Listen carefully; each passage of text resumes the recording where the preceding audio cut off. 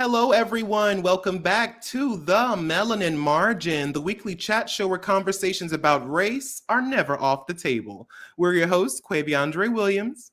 And Daquon MUE. So let's get into this week's conversation. What's hot on the table this week? In a video on TikTok by user Iconic Username, we learned that Jane Elliot, the American diversity educator, best known for her blue eyes, brown eyes exercise, has come under fire due to her use of the N word while speaking to a Black participant during one of her diversity lectures. Preston, the TikTok user who posted the video, and one of the participants calls her out on it in the room, stating, quote, "How can you talk about a word and the history behind it when you just said the N-word hard R," end quote. Jane Elliot immediately avoided taking accountability for what she said and took the defense, stating that she said that word for her and that Black person, not for the white person that called her out. She went on to say that Preston should not get offended for that Black man because the Black man wasn't offended. After this, she doubled down, stating that if Preston was offended solely by her using the N word and didn't hear anything else she said, then that's a problem he has to deal with. In the room, several of the other participants said that they were not offended by Jane Elliott's use of the N word. However, several of the comments and stitches of the posted video commended Preston for speaking up even when no one was on his side in his exchange with Elliot. So with all that being said, Andre, I wanted to know, what are your thoughts on this situation? It's very disappointing to hear, if I'm being honest, because in the words of Tyra Banks, I have only one statement to say to Jane Elliot. We were rooting for you. We were all rooting for you. How dare you? I have never in my life get at a girl like this. But in all seriousness, this situation helped remind me that you should never put anyone on a pedestal. The fact is, what Jane Elliot said was wrong, full stop. Just because she's advocated for the African American community does not excuse or absolve her from the privilege and power that she holds in this world as a white woman. I think that this incident also showcases the dangers of the whole "this person's invited to the cookout" thing that a lot of Black people in the community do for white people who do the bare minimum. Like, sure, the effect of Jane Elliott's blue-eyed, brown-eyed experiment definitely added to the conversation about helping those who aren't oppressed to understand the effects of oppression. But that doesn't mean that Jane Elliot has somehow elevated to the status of perfect anti-racism. She has not reached a point where she is beyond being called out by the same community that she is trying to advocate for. And the thing that really ticked me off about this whole exchange was just how defensive she was about her use of the word. Yet after she was called out for it, she immediately started spelling the word out and referencing it as the N word. What that tells me is that despite her trying to come up with some bogus explanation as to why she could use that word, it was all just a clever ploy to save face. Because if she truly believed that she could use that word, she would have no problem with repeating it. But she clearly did, because she started to censor herself after. It seems that Miss Jane got a little too comfortable with people praising her for her advocacy and forgot that no matter how many of these experiments that she does, how many lectures she hosts, or how many anti-racist books she reads, that she is not infallible. I've said it several times on this podcast, but it bears repeating. When it comes to whether or not you can say a word or not, if no one would ever think to call you that word as a slur, you have no business using it. But Daquon, I want to pass the question back to you. What do you think about the situation? Girl, when I found this out, I was like, wait, what? Because at first I saw the video and was like, what is this? Immediately sent it to you. Yeah. By the time I hit send, the video was gone. And I was like, did I imagine this? Like, what was going on? Was it right? Was it wrong? What is happening?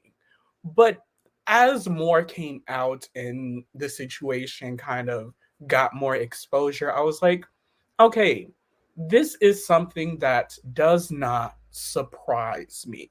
Because Mhm. I think at the end of the day, you could be the staunchest ally, you could be the loudest advocate for a certain community, you could be that huge activist, Yeah. but there is always mistakes that could be made.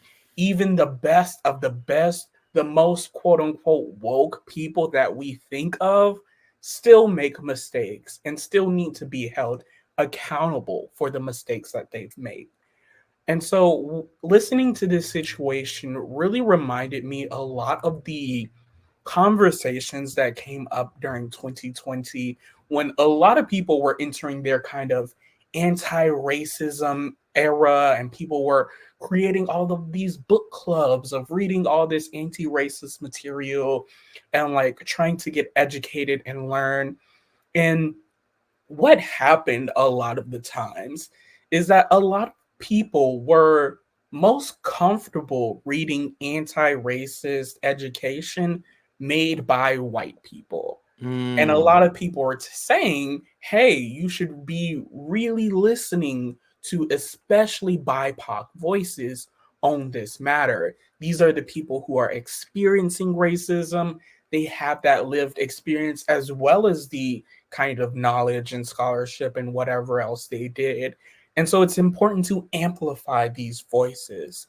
And I think that this is a shining example because no matter how much somebody tries to deconstruct their racist biases or any learning and unlearning that they need to do, they can still make big, huge mistakes. Yeah. And so I think that this is a situation where we really should be recognizing, hey, we should look at the people we are kind of putting on this pedestal, the Mhm. people who we are listening to and who are kind of the leaders that we think about when it comes to diversity or anti-racism and Mhm. all the other things that come with this kind of unlearning. And so with that, we need to really focus on, okay, what are not only what are they saying, how are they saying this, and how are they recognizing their positionality on a lot of different issues. That was Mm. my biggest thing with this situation because I'm not going to downplay her using the N word. That was a problem. But the biggest thing that stood out to me was in that moment, she was like, you can't be offended for this man. But she was making the assertion that the man wasn't offended, which Exactly. in Ooh, that yes. situation, Yeah. if I was a black person in that room, we are looking to this person as a leader. We are looking to this person as somebody who is coming into our community and spreading this anti racist and Mhm. diverse message to a community that probably really needs it.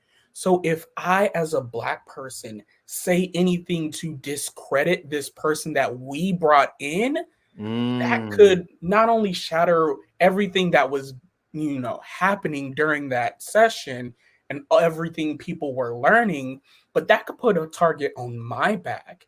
And so it Mm. creates a really funky power dynamic in that Mhm. situation because she already made the assertion this black man wasn't offended, but now can the black man come out and say, actually, I was, or don't make that Mhm. assertion for me, rather than she asking the person, hey, were you offended when I said this? And irregardless of that, there is also everybody feels different about the N word. Some Yeah. people have their opinions. Some people say you should never use it at all. Some people are saying it's okay in certain educational contexts. Wherever you fall on the range, you should know people are going to disagree. And so I Yeah. think that in general, the best advice is always to just err on the side of caution. Mhm. Just avoid it because quite frankly, it's not that hard not to use it. I really like what you said, a part about the fact that she told the room that he wasn't offended before Mhm. she even asked, was he offended by her use of the word? So she made the assumption and the assertion for him. And so she told him how he felt versus asking him how he felt. I really liked how you Mhm. pointed that out. Bitch, you ate that up. But I also, and I wanted to agree with another element that you brought up too, because I think that no matter how much work we do to better ourselves, the roots of racism, patriarchy, homophobia, transphobia, and all the other isms are so deeply rooted in our society that there will never be a day where we are finished unlearning these prejudices. It's a Right. consistent journey you take every day not to perpetuate these isms. And no matter how hard you work to better yourself, you are bound to stumble along the way, like you pointed out. But it's not the stumble that defines you, it's how you choose to dust yourself off and keep working on that journey that shows the world who you really are. Jane Elliot, in my opinion, did more than a stumble for me. She fully fell down and stopped. Because if you watch the video, there was absolutely no reason for her to say that word. It was wholly unnecessary to the context of the conversation that they were having, and was clearly a sign of her thinking that she earned the so-called N-word pass. But when that other white person called her out, she quickly realized that she had to justify her use of that word by saying that word was for her and that black person she was talking to, and not for that white person to be offended by. And honestly, to me, this sort of sounds like a clever way of her using the "I have a black friend so I can say that word" excuse. You know what I mean? And then this seems to be a common problem among advocates for marginalized communities, right? Like we talked about this before with the Bette Midler situation, where she tweeted something that she didn't know was transphobic, and instead of listening to those from the LGBTQIA plus community to understand why she was called out and growing from it, she immediately went on the defense and used her past advocacy for marginalized communities to excuse her statement. If you're weaponizing the good things that you've done in the past to try to excuse a mistake you've made in the present, then it keeps you from bettering yourself for the future. When you're called out by a community you're advocating for, listen, learn, make amends, and do better next time. It's just that simple. But Daquon, I wanted to ask you, do you think that there is ever a time where you are above being called out by a group that you claim to be an ally to? No. Next question. Next question. No, but seriously, there is never a time where you are above accountability. I don't care Mm. who you are. Let me Mm-hmm. say this again. There is never a time where you are above accountability. Like we said before, everybody makes mistakes. It's going to happen no matter how educated you think you are, no matter how much you think you've unpacked. There is going to be a time where you stumble and maybe even fall directly on your face. Hard fall Hard. like this one. But I think, like Andre said before, it's all about how you handle the situation, how you get back up and dust yourself off, where you say, hey, I did make a mistake. I Mm-hmm. shouldn't have said this. I shouldn't have done this. You learn from it. You educate others why it was wrong. You make sure you are listening to the community who called you out, and then you move on from it. It's Mm-hmm. all about educating, making amends, and putting in that work to show that, hey, I am really trying here. And so I think that we should never put other people on pedestals, but also we should not be putting ourselves on pedestals. Mm-hmm. I think that so often we think, oh, well, like, I could never say anything problematic. I'm the most unproblematic person ever. And like, I'm doing good. I read these books. I did this, and that. And it's like, that's cool.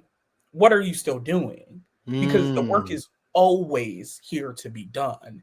And there's always more that you can do. There's always more that you can learn. There's always other people you can learn from.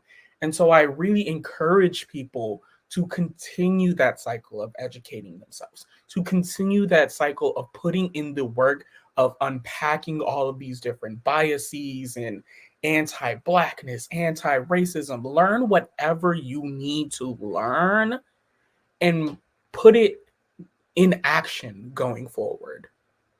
In an article on Screen Rant written by Serena Nita, we learned that Clay Gravesand from Love is Blind Season 6 presented viewers and his fiancee AD Smith with a lot of red flags that AD should run from.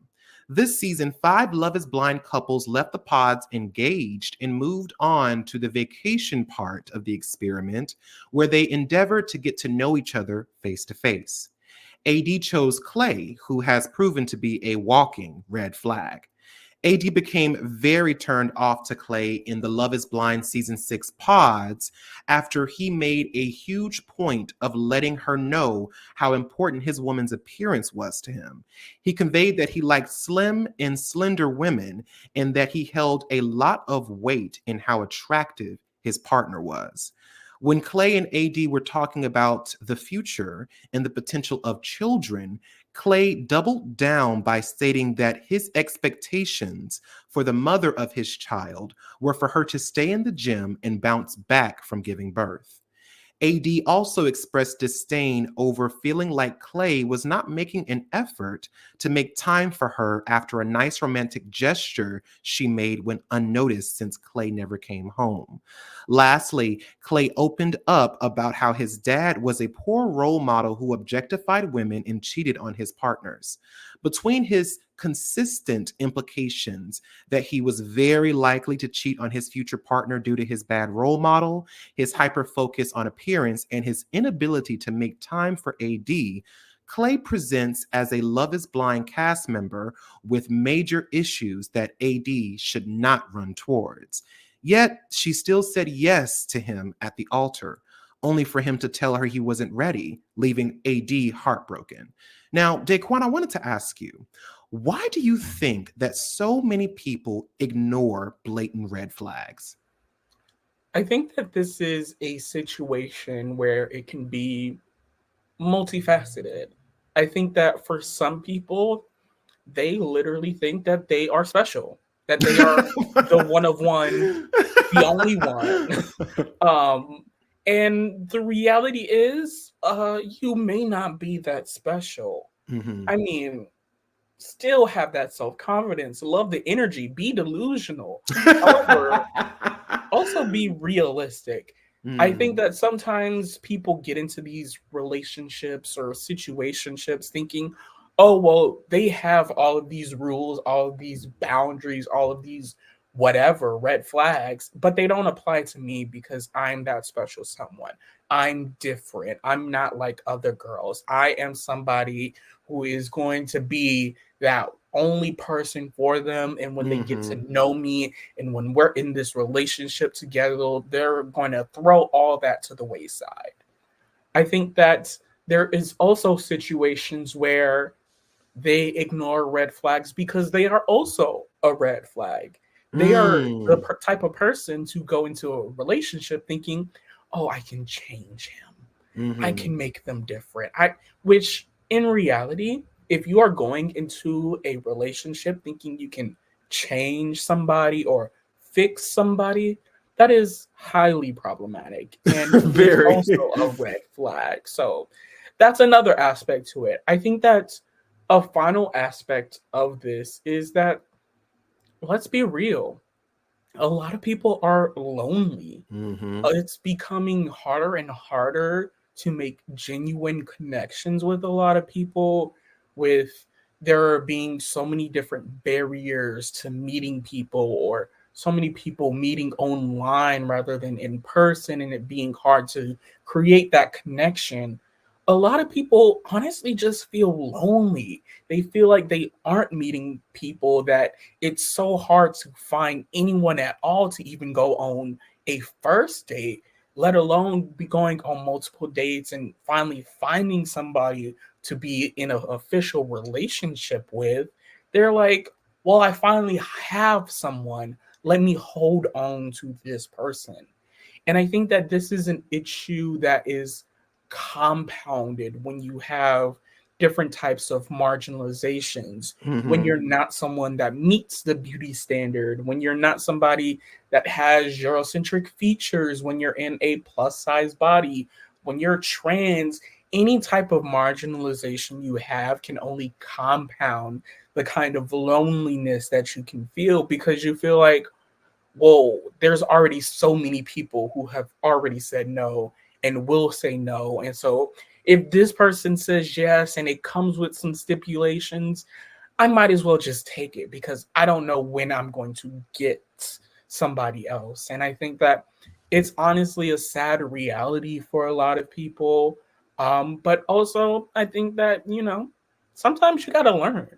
I have had friends who have asked for dating advice, and I'm like, girl, red flag, red flag. And they just, well, I love him and like he's so great. And I'm like, girl, you do you then. You do But you then. when you really realize what the red flags are saying, I'll be here. I'll be waiting. I'm not going to say I told you so, but either way, I think that there's so many different reasons why people ignore red flags. Yeah, I agree. I think that there are several reasons as to why people ignore such blatant red flags. And I think I want to echo what you said. I think the biggest reason is because of loneliness. Dating in 2024 is a fucking cesspool. And like you said, if you aren't a cis white, conventionally attractive straight man, dating is that much more difficult. Finding someone who actually wants to be in a relationship is like finding a needle in a haystack nowadays. And even when you find that person, there's also the factor of whether or not you're attracted to that person that also comes into play. It also doesn't help that the gamification of dating with apps like Tinder, Bumble, and Hinge has turned dating into an almost fully online experience, like you said, too, especially for those in the LGBTQIA plus community, where approaching someone in person with romantic intentions can potentially be life threatening. So for some people, when they finally sifted through all the fake profiles and hookup only matches and bullshit to finally meet someone who is attractive to them and also wants to be in a relationship, they have gotten to a point where they are dating from a place of exhaustion and desperation. It's no longer about finding someone who is compatible with them, because now it's turned into finding somebody who they can tolerate enough so that they can have a partner. I have seen many people in that situation, and I have to admit that I have also been in that situation before. Sometimes you're not even consciously aware of it when it's happening. You get so overwhelmed with your loneliness that you completely ignore red flags just to finally know what it's like to have even a fraction of the love you've seen for so many others. And yes, we all know the saying, you have to love yourself first. And once you start to love yourself, you'll and stop worrying about finding someone, that's when that person will find you. And while I get the intention behind why people say shit like this, it doesn't change the fact that no matter how much self-love you practice, it's impossible to completely ignore the desire for a romantic relationship if that's something that you want for your life. And it doesn't help that romantic love exists everywhere you look. It's in all the books you read, the television and movies you watch. Hell, it's even there when you go to the grocery store and see couples walking down the aisle hand in hand. As much as I'd love to believe that self-love is enough, there's just not a way to turn off that part of you that desires an intimate connection with another person. I saw a video by Kelsey Hawthorne on TikTok where she said something that really encapsulated my feelings on this matter. She said, quote, "No amount of self-love can replace what a romantic relationship can do for people."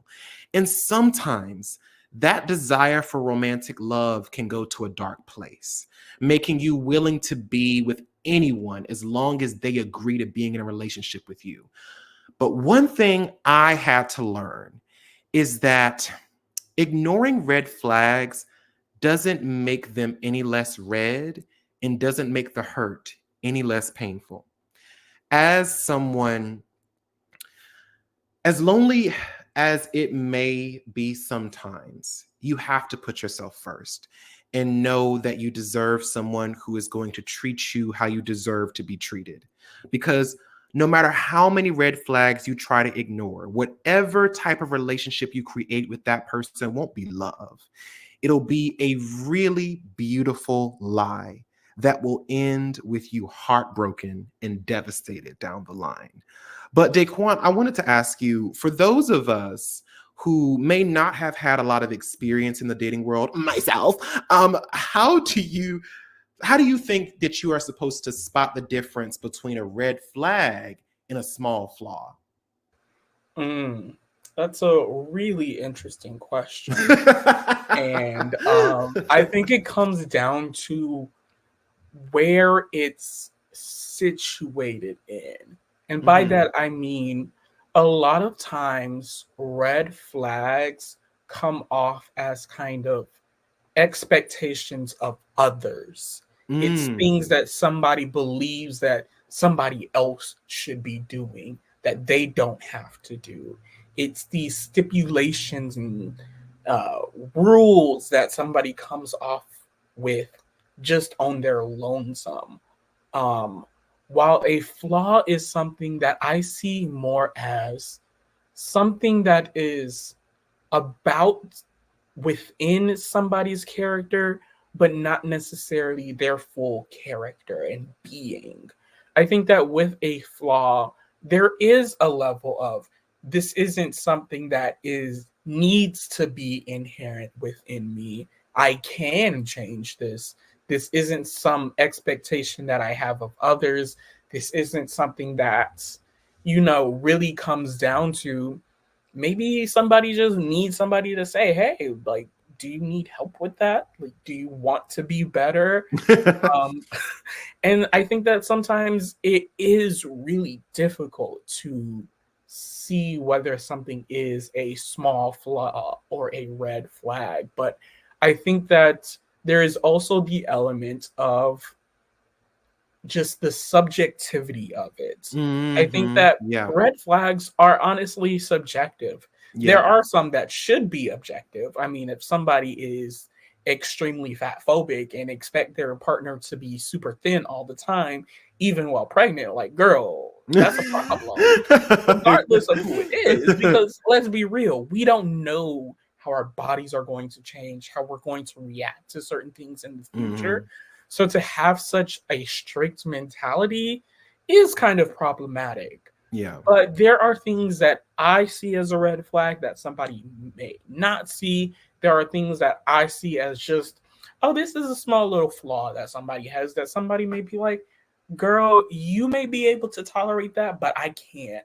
So I Mhm. think it really comes down to being able to have that introspective moment with yourself and consider, is this something that I can deal with? Is this something that I can not only just tolerate, but almost enjoy? I think Mm. that there are sometimes you love a person so much that you love their flaws. You think that their Mm. flaws makes them a interesting and nuanced human being. And so Mhm. rather than being something that you disdain or rather than being something that you merely tolerate, it's something that you appreciate about somebody.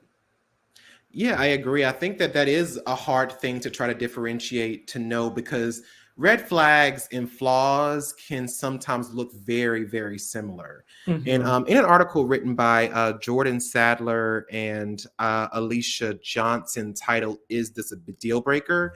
they come to a conclusion that I think best differentiates red flags from flaws.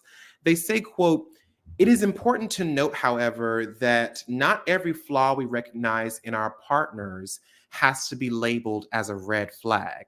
In an anonymous survey conducted by Richard White on the study of relational red flags, one participant stated that we all have flaws and eventually it's going to come out. Either the person that you are with can handle those flaws or it will be a red flag to somebody else.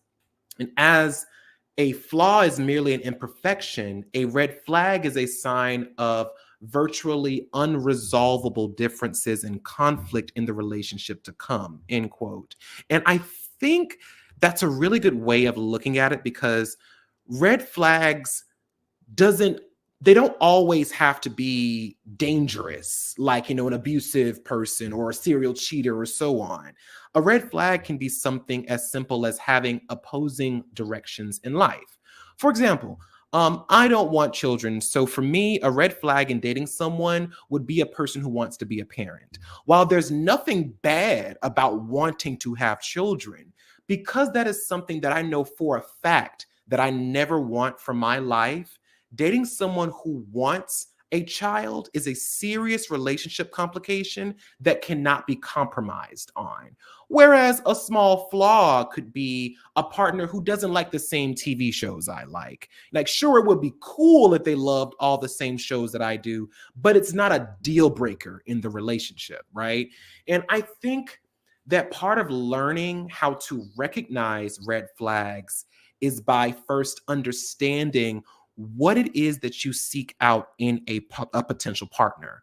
What are your boundaries? What are your plans for the future? And what do you want from a relationship? And once you have the answers to those questions, you can use that knowledge to develop your criteria for what you want in a partner.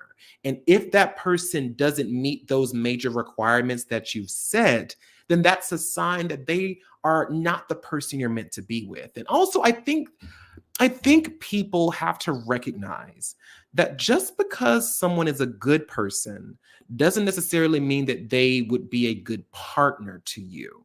You can find someone who is great on paper in so many different areas, but if they don't align with your major deal breakers, you'll never truly be happy with them. But Daquon, what do you think about that deal breaker quote that I just noted? Do you think that's a good way of kind of differentiating red flags and small flaws? I think that that's a really great way, because at the end of the day, we are all imperfect beings. There is Mm-hmm. no perfect person. And so everybody is going to have certain things that other people are going to see as flaws. And it really comes down to, is this something I can see being a part of the relationship? And is this something that I can handle? I can love this person, flaws and all, regardless. Or is this something where I have to sit back and say, hey, I can't. Like, I can't deal with this. This is not something I I want. can't. I simply can't. But I also want to make sure that we're emphasizing the point that you brought up of not every good person is a good partner. And I think that that is so important. And just like you ate with that, because it is something that I don't think a lot of people think about, Yeah. thinking about red flags and why people ignore it. I think that so often people ignore red flags because it may be like that one thing. It's like Hmm. everything else you align with, they're a good person, but there's this one thing that, throws everything off. And I think that so often we think, well, like they're a good person in so many other ways, so I should just look past it. And it's like, no, can you really look past it? Or is this something that you can ignore for right now that, 1, 2, 10, 50 years down the line, you're like, I can't ignore this anymore. I have to do something with this. Either we need to like come to some sort of compromise, or we need to distance ourselves because we're no longer aligned. In an article written by Jonathan Franklin on NPR, we learned that Queen Bee has entered the country music genre, but make no mistake, this is no randomly sliding into the charts.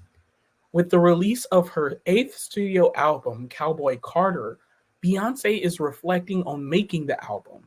As she explained to fans the inspiration behind it and how exactly the piece of art came to life. In an Instagram post on Tuesday, the singer-songwriter shared a photo of herself wearing a red, white, and blue outfit, sitting on a horse while holding up an American flag. Quote, "Thank you from the bottom of my heart to all of the supporters of Texas Hold'em and 16 carriages. I feel honored to be the first Black woman with the number one single on the Hot Country Songs chart," end quote. Beyonce wrote in her long caption that she'd been working on Cowboy Carter for 5 years, a project that was, quote, "born out of an experience that I had years ago where I did not feel welcome, and it was very clear that I wasn't," end quote. While she did not go into detail about what experience made her feel unwelcome, fans speculate the singer was referring to her 2016 appearance at the CMA Awards, where she performed her country pop song Daddy Lessons off of her Lemonade album alongside the Chicks. Now, with that being said, Andre, why do you think the country music scene is so unwelcoming to Beyonce? Because they are pressed and distressed. Mm. See, I Press, think press, press, press, press. See, I think that a lot of these white country musicians are terrified of someone like Beyonce crossing into their genre because they know that the queen has the skills many of them wished they possessed. They aren't afraid of Beyonce doing country music. No, no, no. They are afraid that Beyonce will bring country music to a level that some of them can't even dream of reaching. They're afraid that she'll bring that same production quality, those same powerful vocals and dancing skills to their genre and force other, less talented country music performers to face their mediocrity in a way they never have had to before. They're afraid of the power that Beyonce brings with her everywhere she goes. They are angry that when she shows up to the country music scene, many of them won't be able to get away with that average music quality some of them have been delivering to the country music scene anymore.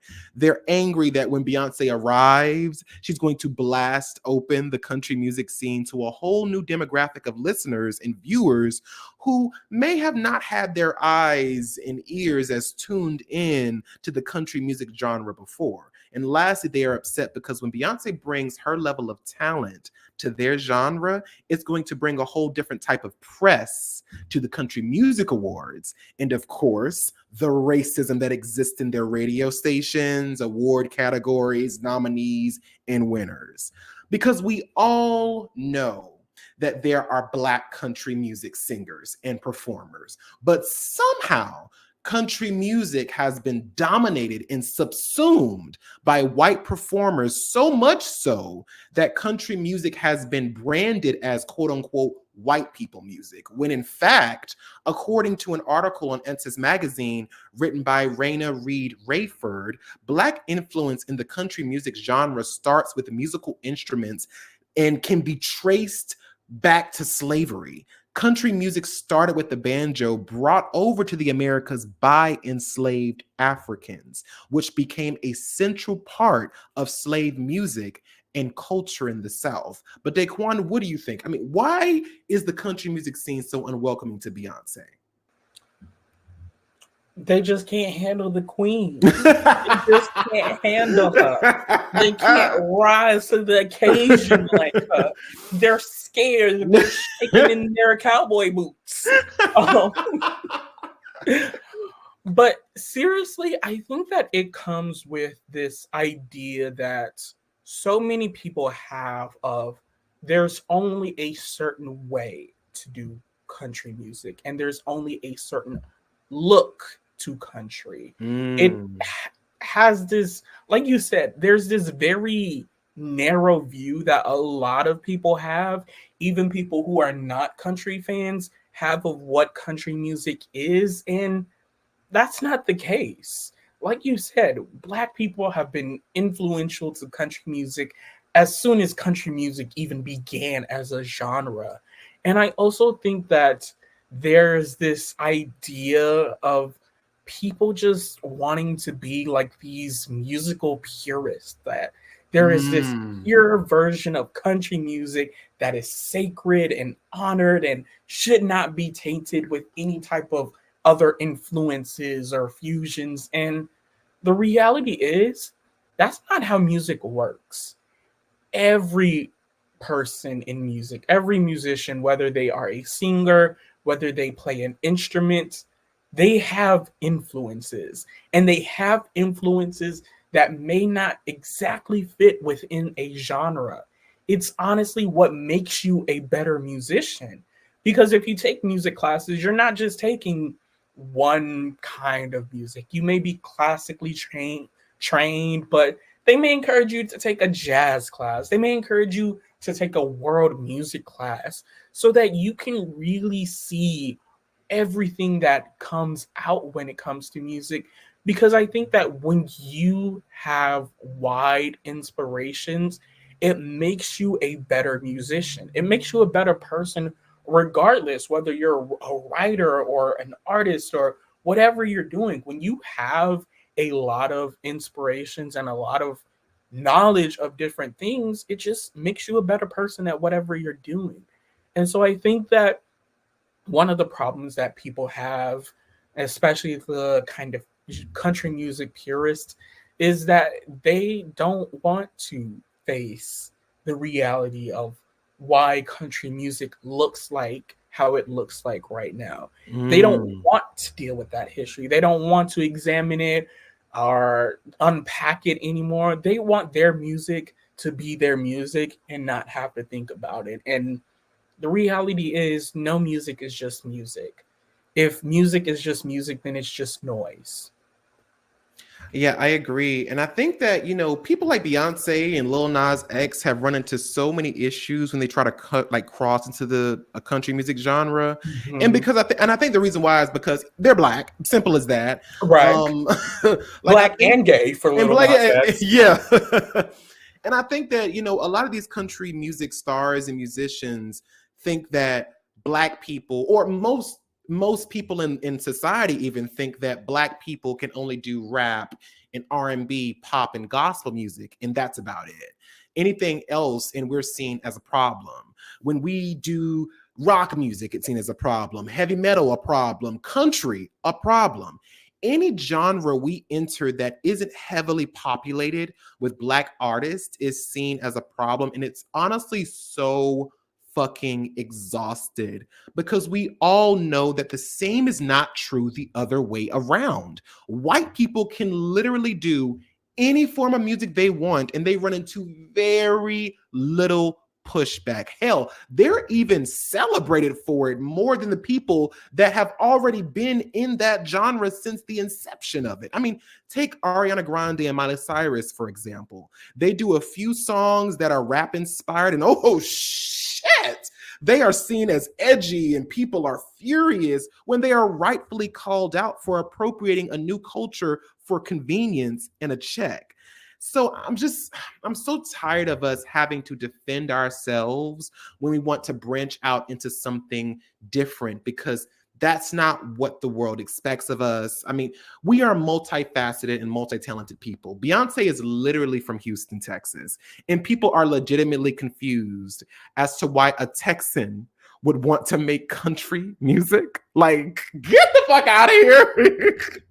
And the fact that Lil Nas X needed Billy Ray Cyrus to defend his song Old Town Road as a country song because his song was removed from Billboard's Hot 100 chart is fucking bullshit. Because in a statement, To Rolling Stone, Billboard said that his track, quote, does not embrace enough elements of today's country music to chart in its current version. And even with Beyonce's Texas Hold'em, that's a straight up country song. There are some country radio stations that flat out refuse to play it. In an article on AOL.com written by Cache McClay, we learned that KYC, a country music radio station based in Oklahoma, came under fire for rejecting a fan's request to play Beyonce single Texas Hold'em. User at Just Addo tweeted a screenshot of an email from Score Broadcasting where she says, quote, I requested Texas Hold'em at my local country radio station, and after requesting, I received an email from the station stating that, quote, we do not play Beyonce on KYC or KYKC as we are a country music station, end quote. And of course, they tried to clean it up by saying, oh, they wanted to follow suit with the bigger radio stations, that the song just hadn't charted enough yet. But none of that matters when the person on your team simply responded that they don't play Beyonce because they are a country music station. If the reasons were what they said they were, then they would have wrote that to begin with. But they didn't. They said what they said, and now that all the eyes are on them, they want to pretend and backtrack that it wasn't because of the reason that we all know it was, racism. But Daquon, what do you think? I mean, why do you think that artists like Beyonce and Lil Nas X, to name a few, run into so many issues when they try to cross into the country music genre? Do I really need to say why? Or do we all already know? We all pretty much know why. We all pretty much know. But I think that it is an interesting topic because, like you said before, whenever white artists, for example, try to enter hip hop or R&B or engage in Black culture in any way, it's always, oh, well, it's just music. It's just right. there. It's just this. But the reverse happens. Any Black person tries to get into country and it's like, well, this is not country. Right. I thought it was just music. Exactly. Like, what happened to that energy? What happens Keep that to same your energy. I don't see color? It's not important. I think beyond the hypocrisy, I think that there's this kind of interesting notion that, like, oh, just because you have been this type of artist in the past, that you can never branch out into any other type of music. Like, girl, people are multifaceted. Like, Beyonce is a Texan through and through. Like, I love Beyonce. She is country. She is country. Very country. And so I think that when things like this happen, it really brings to light what's happening. And I think that even beyond all of this, I think that the response is very telling. Like, if somebody entered a genre in a way that I didn't like, I simply just wouldn't listen. I wouldn't create an uproar about how this person is ruining the genre and they're just creating this bastardized version of the genre, whatever. Like, girl, you don't need to listen to Beyonce. You don't have to. Because at the end of the day, Beyonce is paid. The check cleared. The check cleared. Her check's clear. She has an audience. She doesn't need anybody else. And so it's like, if you're mad, just be mad by yourself. Don't bring it over here. Because I want to enjoy my Daddy Lessons Bob. I want to enjoy my Texas Hold'em, my 16 carriages, and not have to deal with anybody else being like, well, that's not real country. I didn't ask you. And I don't care what you think. Period. Now, the table is always hot with current events and social issues, but sometimes the heat can get a little intense. Let's turn the temp down, take a breather, and get into this week's topic, Cool Down.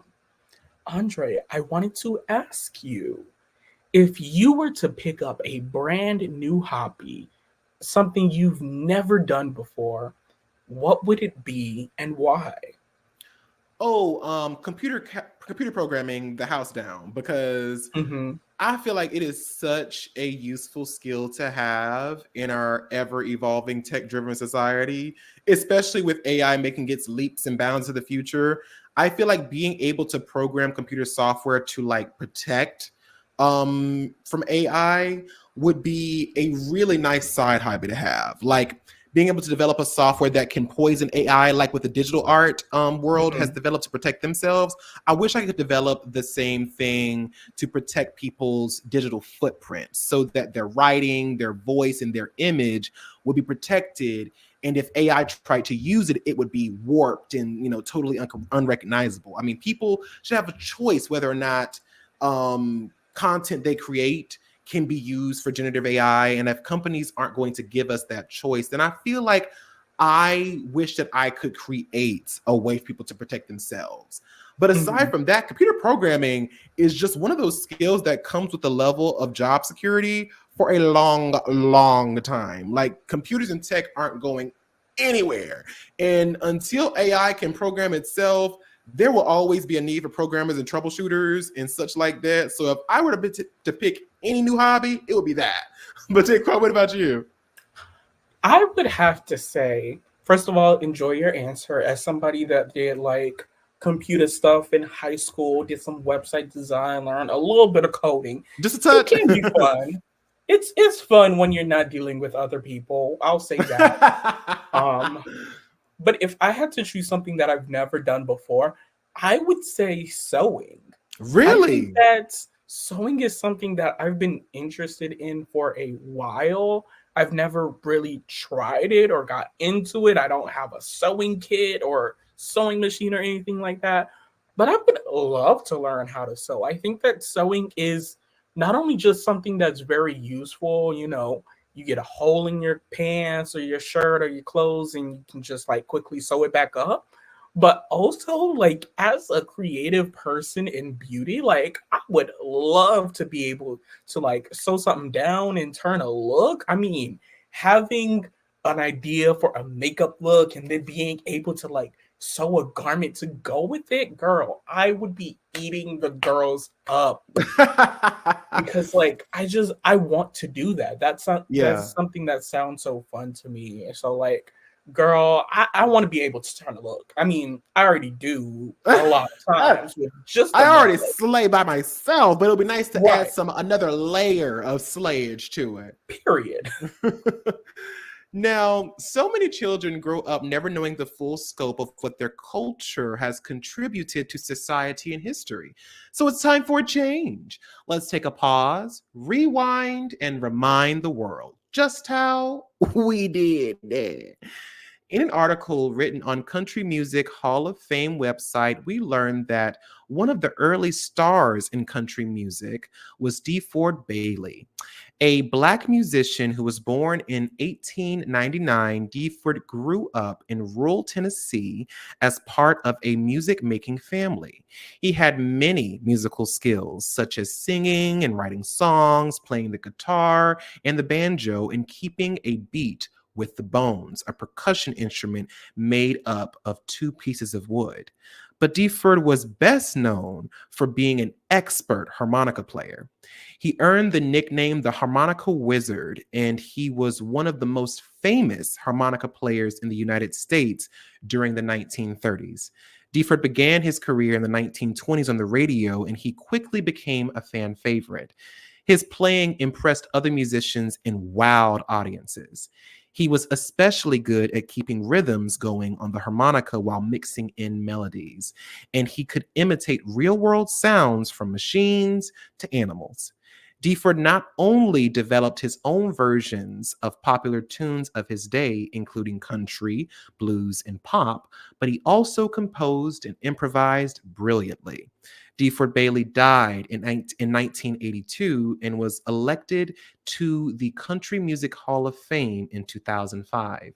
His long lasting and important legacy continues to inspire and delight listeners and musicians to this day. Talk about black people in country. Black people in country. According to blackpast.org, The Institute of the Black World, IBW, was a collective Black intellectual think tank spearheaded by Vincent Harding, chair of history and sociology at Spelman College, Stephen Henderson, chair of English at Morehouse College, and independent scholar William Strickland from 1969 to 1983. The institute emerged after the death of Dr. Martin Luther King Jr., despite having no formal links with any colleges or universities.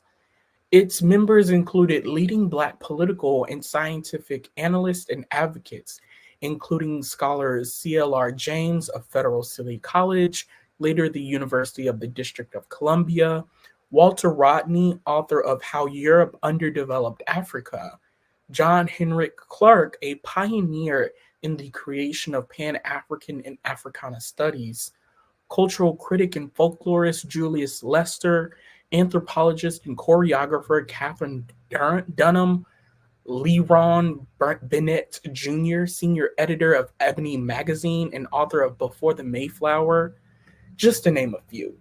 They worked together to collect data on African Americans, mainly to integrate the Black experience into public school, college, and university curriculum.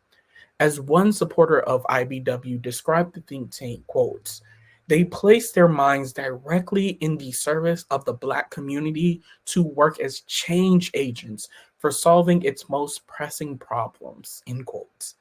The Institute of the Black World also sought to expand the concept of Black power. It pushed for an analytical framework that moved beyond liberalism, the quest of racial integration, Black nationalism, and Marxism. In the process, they called for making Black studies the interdisciplinary intellectual platform for knowledge, self-understanding, and political liberation.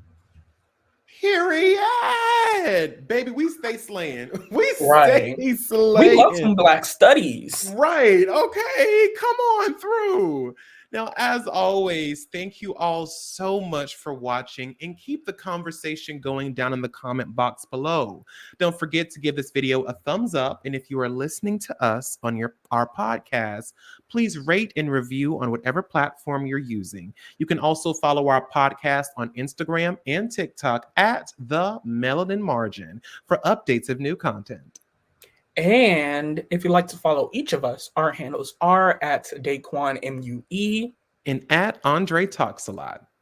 Now, we will see you all next time on the Melanin Margin, where our goal is always to bring the marginalized to the spotlight in any way we can. Goodbye now.